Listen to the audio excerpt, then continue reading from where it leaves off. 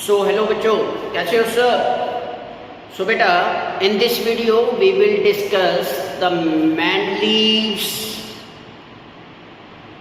periodic classification of elements and the second one, Newland law of octaves. हम लोग classification of elements कर रहे हैं और इसमें हम लोग historical approach, historical studies related to the classification of elements study कर रहे हैं, जिसमें हम लोगों ने Dobereiner triad system of classification discuss किया था. Now today we will discuss the two most important historical you can say studies which leads to the classification of elements till modern periodic table. The one was Newland law of octaves, and the second one, the most important, you can say, the very important or successful classification of elements, and that was Mendeleev's periodic classification. तो इन दोनों के बारे में हम आज के video में study करेंगे. सबसे पहले न्यूलैंड लॉ ऑफ ऑक्टेव्स के बारे में हम लोग स्टडी करते हैं.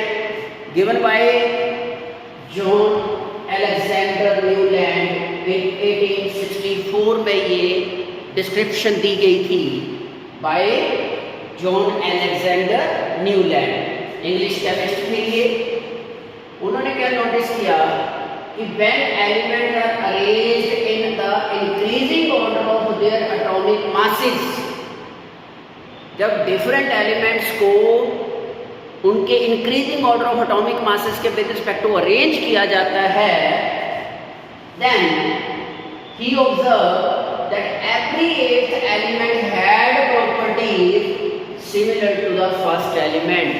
जब उसने देन नोन एलिमेंट्स को इंक्रीजिंग एटॉमिक मासेस के विद रिस्पेक्ट टू अरेंज किया, तो he observe that every eighth element in his classification, in his arrangement, repeat its properties.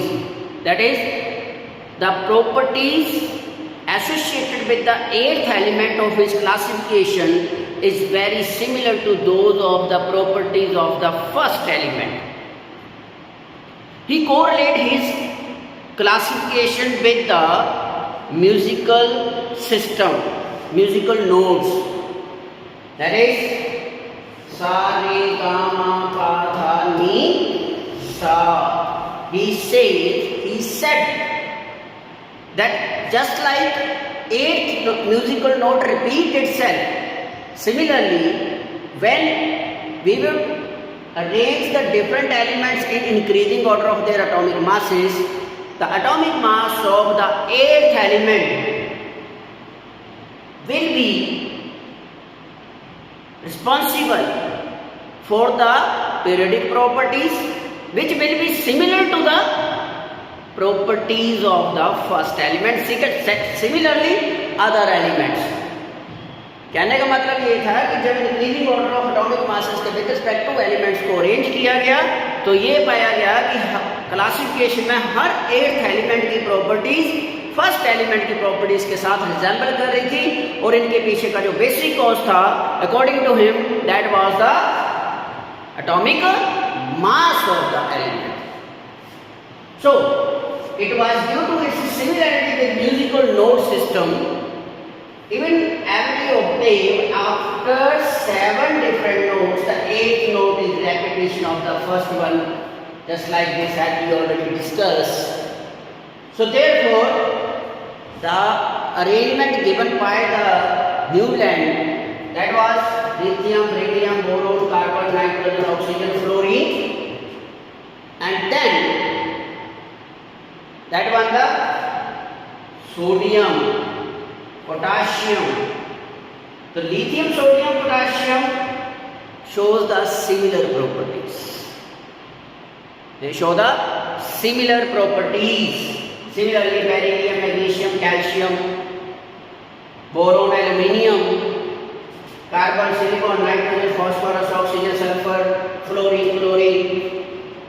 So this was the arrangement given by the Newland, and he named his generalization his classification as Newland law of octaves. The law of octaves resembles with the 8 musical note system, as we already discussed. So this was Newland law of octaves.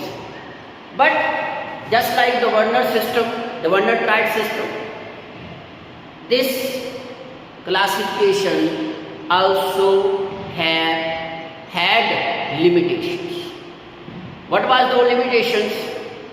That when the elements after calcium, beyond calcium, are arranged in similar manner, then the properties does not remain same.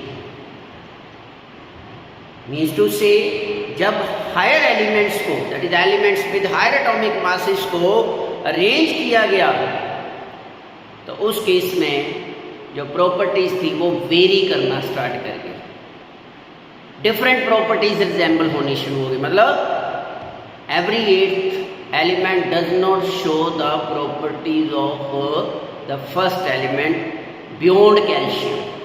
Calcium तक तो ठीक रहा, लेकिन उसके बाद वाले elements के लिए कॉन्ट्रडिक्शन आनी स्टार्ट हो गई. इसके अलावा द अदर लिमिटेशन जो थी यहाँ पे, that was there was no proper place for hydrogen. After the discovery of noble gases, it became difficult to fit them in the new land of periodic table. New land of periodic classification में noble gases और hydrogen के लिए कोई place नहीं थी.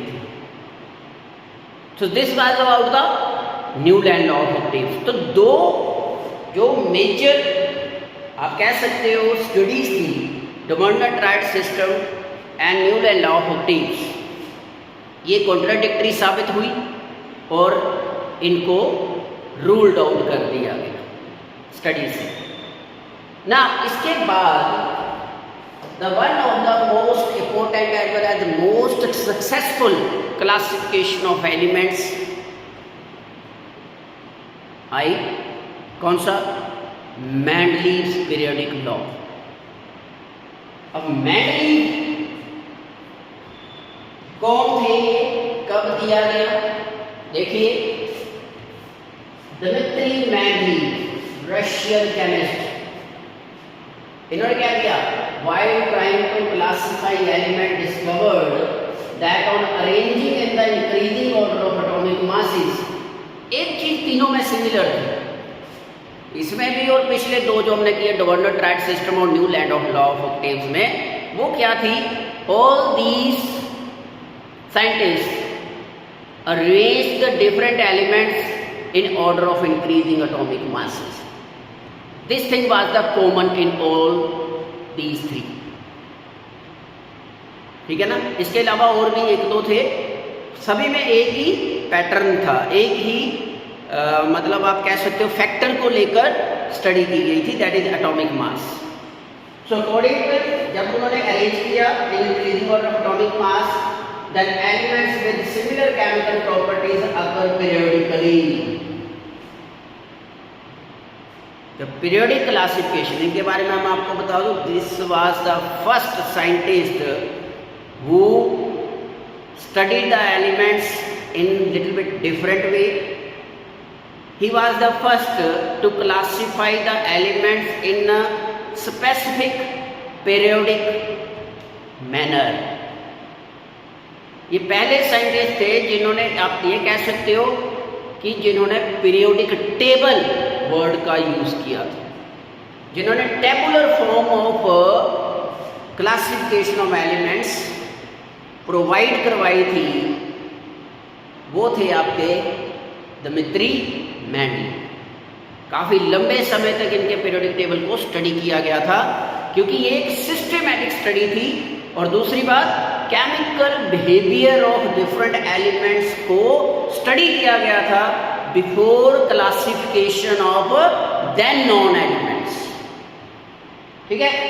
सो इन 1869 he stated that this observation in the following form which is known as Mendeleev periodic law बोला गया. क्या था ये?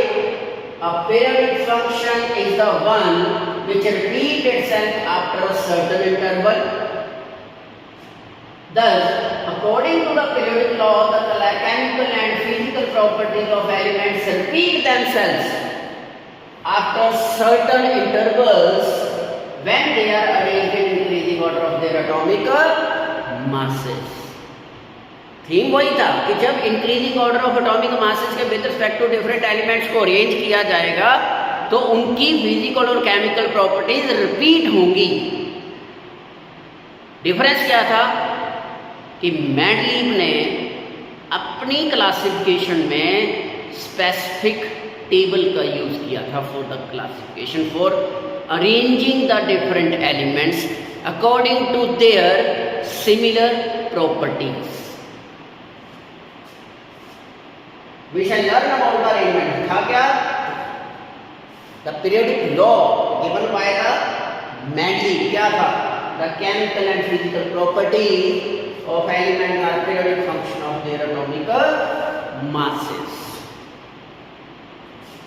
ये फर्स्ट एवर डेफिनेशन थी जो एक स्टेटमेंट की फॉर्म में मेंडलीव के द्वारा प्रोड्यूस की गई। मीन्स पीरियोडिक लॉ जिसको बोलते हैं, the statement made for the classification of the elements. So according to Mendeleev periodic law, the chemical and physical properties of elements are periodic functions of their atomic masses. This was produced by Mendeleev. क्या था ये table? देखिए ध्यान से। This was the periodic system of the elements and in groups and series. Groups क्या थे?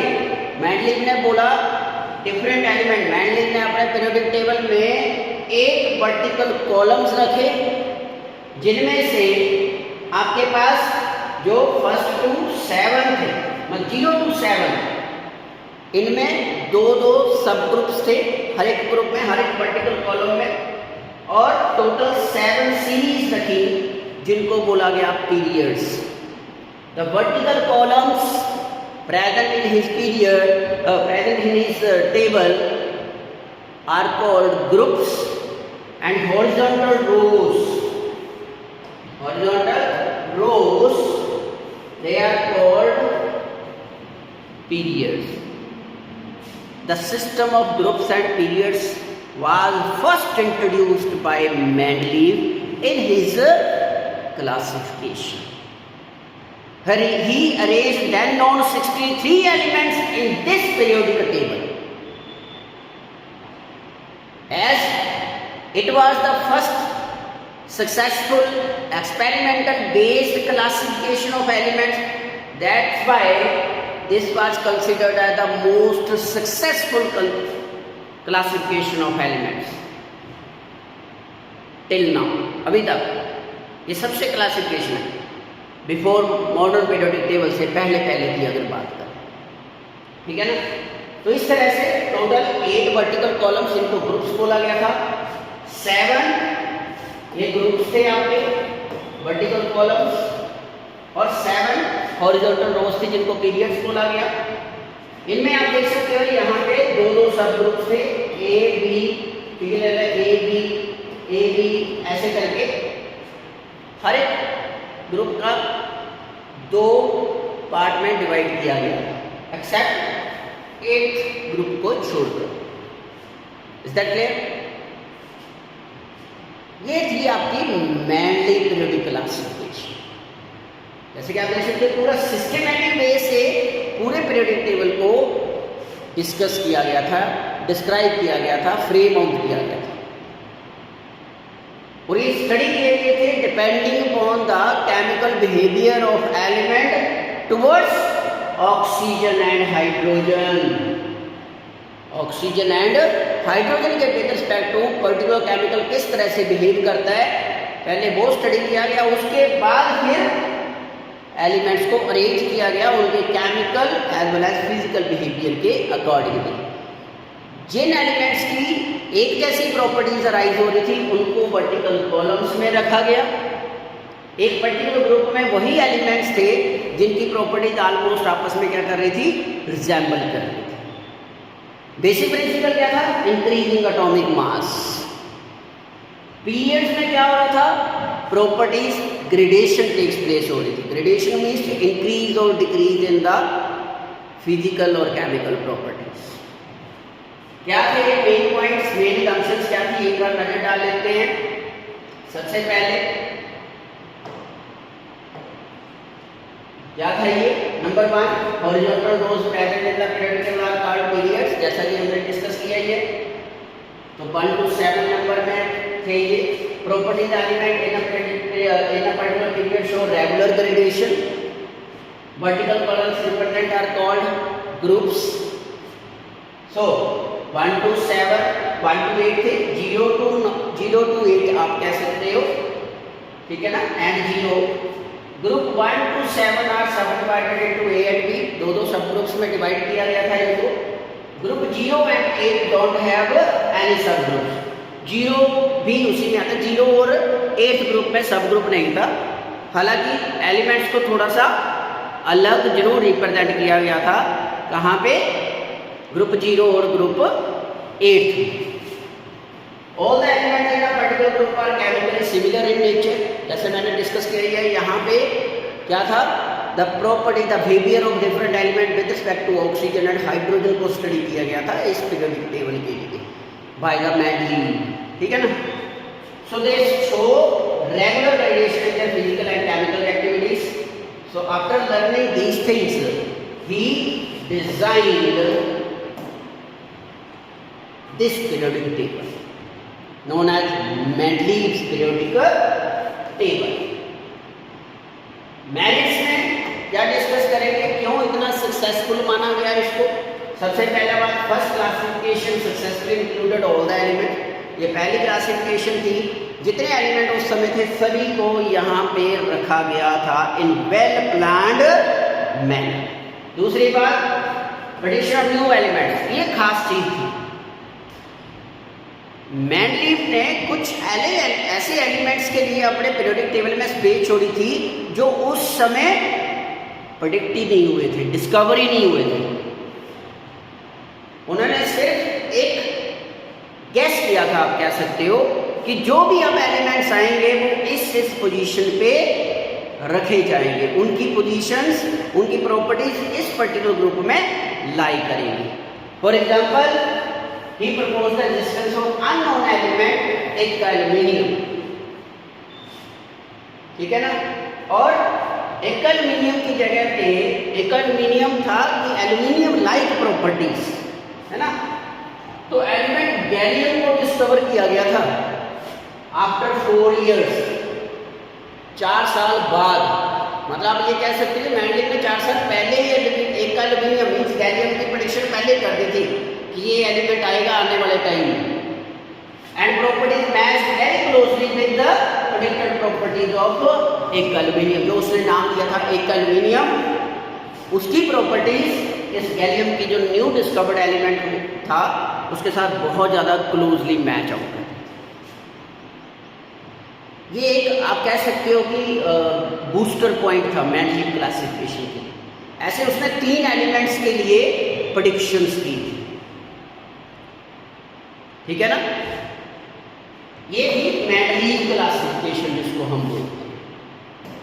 Now defect क्या क्या है, अब देखो सबसे कुछ तो कॉमन है, कौन कौन से। He arrange the different elements in increasing order of atomic masses. पहली बात, अगर एटॉमिक मासेस की बात हो रही है तो आइसोटोप्स जो होते हैं उनके लिए स्पेसिफाइड पोजीशंस होनी चाहिए थी, वो इस टेबल में नहीं थी।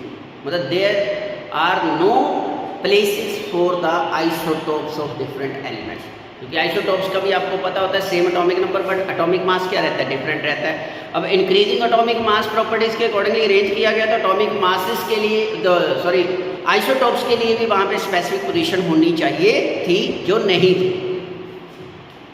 Position of hydrogen again contradictory थी, उसके लिए कोई स्पेसिफाइड पोजीशन नहीं थी, क्योंकि हाइड्रोजन एल्कली मेटल्स के साथ भी रिजेंबल करता है एज वेल एज हेलोजेंस के साथ भी रिजेंबल करता है, दोनों तरह की प्रॉपर्टी शो करता है वो, हेलोजेंस की भी और एल्कली मेटल्स की भी, ठीक है ना। तो इस वजह से ना तो इसको एल्कली मेटल्स के साथ रखा जा सकता है, ना ही हेलोजेंस के साथ, ठीक। पोजीशन ऑफ आइसोटोप मैंने डिस्कस किया। अनोमलस पेयर ऑफ एलिमेंट्स, ये भी एक मेजर लिमिटेशन थी। अब हुआ क्या कि मैंडली पीरियोडिक लॉ में बोला गया कि एलिमेंट्स को अरेंज किया गया है इन increasing order of atomic masses, लेकिन जब हम मैंडली पीरियोडिक टेबल के ग्रुप 8 को ध्यान से देखते हैं तो वहाँ पे कुछ पेयर्स अनोमलस है। Anomalous means higher atomic mass वाले एलिमेंट को पहले रख दिया गया है और लोअर एटॉमिक मास वाले एलिमेंट को शफल कर दिया गया है आगे की तरफ। जैसे फॉर एग्जाम्पल ये है आपके पास आर्गन एंड पोटाशियम। आर्गन का एटॉमिक मास 39.9 होता है और पोटाशियम का 39.1। तो होना क्या चाहिए था, पोटाशियम पहले आना चाहिए था, आर्गन बाद में आना चाहिए था, लेकिन ये नॉर्मल पेयर दो है ना। इसके बाद आए थे फिर मॉडर्न क्लासिफिकेशन ऑफ एलिमेंट, जिसमें पूरे का पूरा थीम ऑफ क्लासिफिकेशन जो था वो चेंज हो गया था after the studies, after the study of structure of atom. So this was about the historical studies about the classification of elements. एक बार दोबारा से इसको अच्छी तरह से NCERT में से जरूर रिवाइज कर लेना है सभी बच्चों। ओके बेटा, टेक केयर।